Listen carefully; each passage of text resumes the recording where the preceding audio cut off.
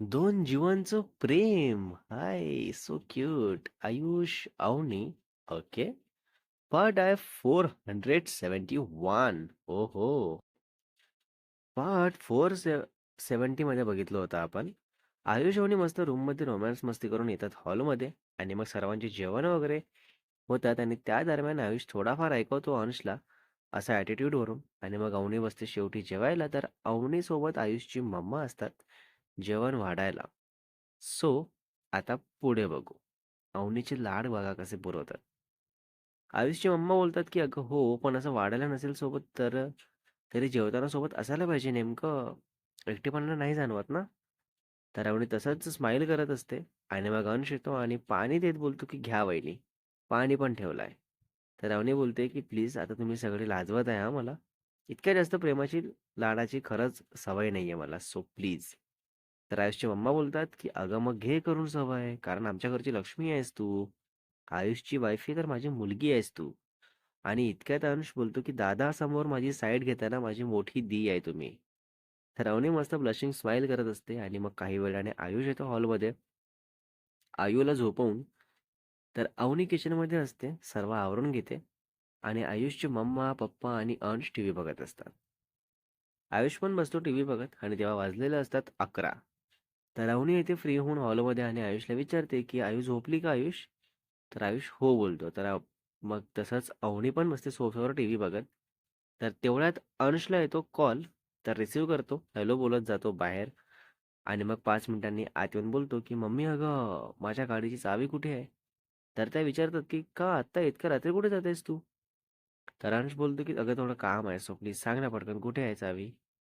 तर अंशची मम्मा सांगतात की त्या सेकंड ड्रॉवरमध्ये आहे आणि लवकर आहे, जास्त उशीर करू नको. आणि मग अंश जॅकेट घालून जातो बाहेर. तर ॲक्च्युअलमध्ये अंश जात असतो आपल्या गर्लफ्रेंडला भेटायला.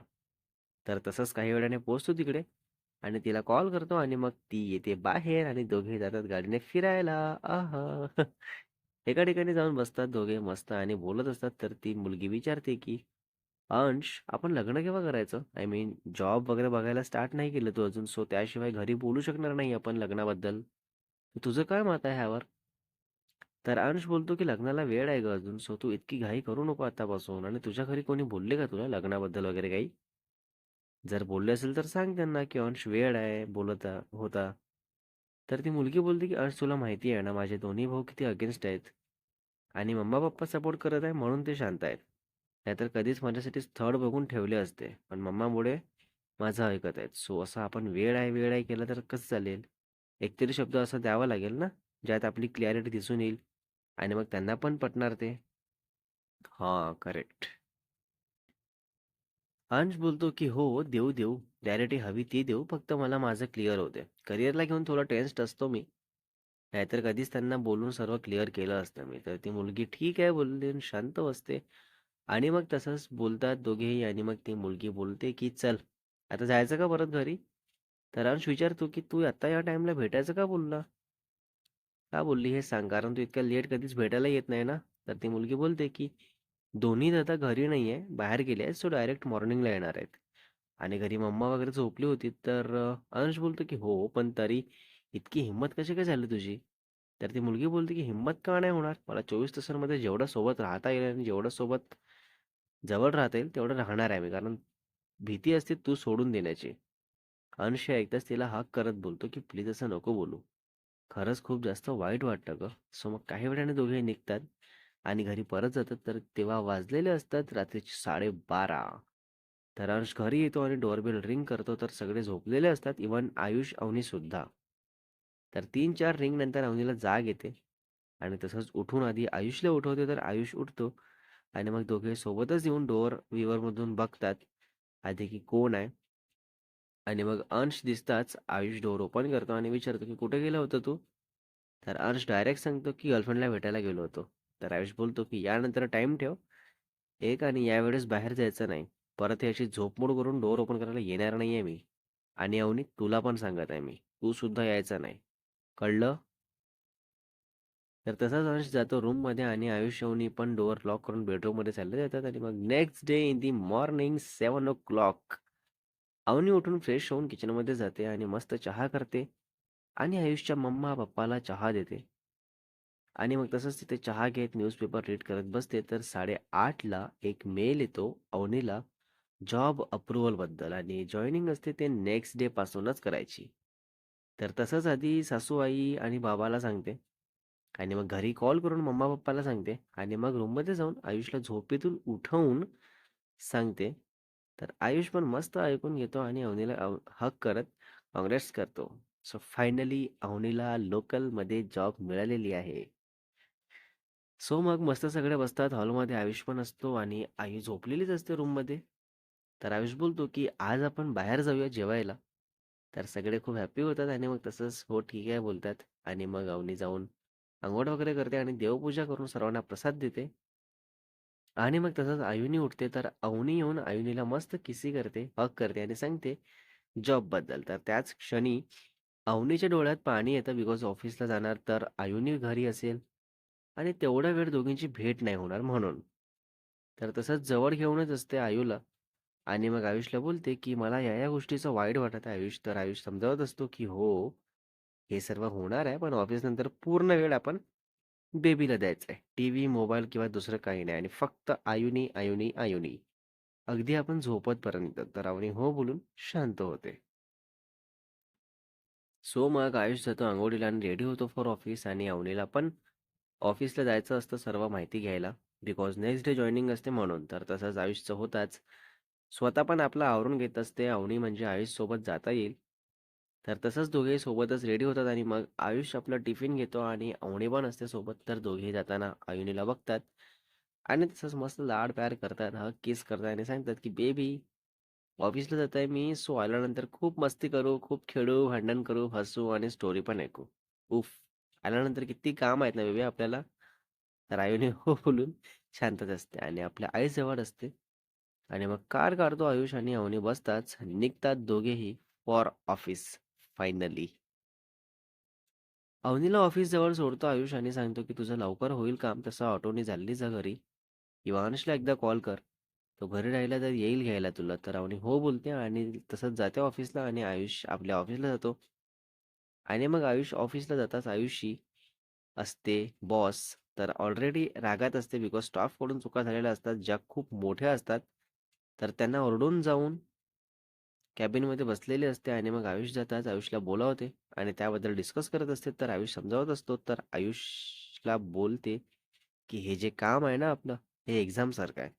इथे चूक केली म्हणजे एक्झाममध्ये फेल होण्यासारखं आहे. सो तरी तुला असं मला समजावत बसायचं आहे का? की काहीतरी इम्प्रूव्हमेंट करायची आहे आयुष? तर आयुष लगेच नाही बोलतो आणि अर्जंट मीटिंग अरेंज करतो. सर्व स्टाफची मीन्स आयुषच्या अंडरमधला स्टाफ. तर आयुषही बोलते की मी व्ही-सीमध्ये असेल, सो तुझी मीटिंग झाल्यानंतर मला मेल कर. देन बोलू आपण. सो अवनी जाते फर्स्ट टाईम ऑफिसमध्ये आणि मग जाऊन भेट घेते बॉसची. तर ते अवनीला सांगत असतात about work and time and विचारत असतात अबाउट पास्ट एक्सपिरियन्स.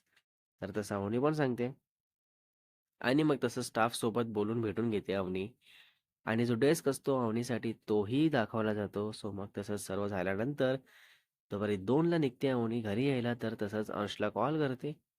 तर अंश बिझी असतो. तर कॉल रिसीव्ह नाही करत आणि मग परत कॉल करते. तर अंश रिसीव्ह करून सांगतो, की "मी बाहेर आहे वहिनी, सो मला वेळ लागेल. त्यापेक्षा तुम्ही ऑटोने जा घरी." तर अवनी ठीक आहे बोलून ऑटोने घरी जाते आणि घरी पोहोचताच आयुषला मेसेज करून आयुनीसोबत असते आणि इकडे आयुष आपली मीटिंग कंप्लीट करून आपल्या कॅबिनमध्ये जाऊन काम करत बसतो. तर आयुषी येऊन बोलते, की "म मला बाहेरचं काहीतरी खायचं आहे, सो चल सोबत." तर आयुष बोलतो, की "मी पण बाहेरचं नाही खात, सो सोबत येऊन शांत उभा राहण्यापेक्षा तुम्हीच जाऊन या मॅम." तर आयुषी बोलते, की "अरे मग सोबत तरी चल ना, एवढं काय त्यात? तू खूप लाजतो आयुष, तुला माहिती आहे?" तर आयुष असं काही नाहीये असं बोलून चालला जातो आणि मग दोघंही बाहेर येतात. तर तसंच आयुषी बोलते गार्डला, की "माझी गाडी घेऊन या." देन गार्ड जाऊन आयुषीची कार घेऊन येतो पार्किंगमधून आणि मग आयुष आणि आयुषी बसतात कारमध्ये आणि जातात. ऑन द वे असताना मध्येच मॉल येतो. तर आयुषी कारची स्पीड कमी करत बोलते, की "मला थोडी शॉपिंग पण करायची आहे, सो करून घेऊ का इथेच?" आणि असं पण डायरेक्ट 5ला मीटिंग आहे अगदी घरी जायच्या वेळेत, तर तेव्हापर्यंत आपण आरामात पोहोचू ऑफिसला. तर आयुष ठीक आहे बोलतो आणि मग तसंच जातो आयुषी सोबत शॉपिंगला. तर शॉपिंग करायला स्टार्ट करते आयुषी आणि प्रत्येक गोष्ट आयुषला विचारून विचारून घेत असते. तर त्याच सेम मॉलमध्ये श्रीयूची मम्मा असते शॉपिंग करत, अवनीची कझिन सिस्टर. आणि नेमकं तिला आयुष बघतो, पण तिचं लक्ष नसतं. आणि मग तसंच आयुष बोलतो आयुषीला, की "मॅम प्लीज तिकडे नको. माझ्या वाईफीची सिस्टर आहे. प्लीज इकडे बघू आपण चला. फास्ट. मॅम तिकडे नको, नका जाऊ गं." आयुषी विचारत असते, की "कोण सिस्टर? कुठे आहे ती? का घाबरतो तू असा? पब्लिक प्लेसवर आहे आपण आणि शॉपिंगला तर आलो आहे ना." मग सांगायचं सरळ, की बॉस सोबत आलोय शॉपिंगला. तर ती काय बोलेल एवढं? तर आयुष बोलतो, की "बॉस सोबत ऑफिसची कामं करायची असतात. हे असं तुम्ही पर्सनल कामासाठी घेऊन नाही फिरू शकत ना मला." तर आयुषीला हर्ट होतं हे ऐकून. तर तसंच रागारागात बोलते, की "ठीक आहे, चुकलं माझं. चल ऑफिसला जाऊ परत." तर आयुष असं सॅड बघू शकत नाही म्हणून आयुषीला बोलतो, की "सॉरी मॅम, प्लीज शांत व्हा. आता आलोय ना आपण तर शॉपिंग करून घ्या, प्लीज."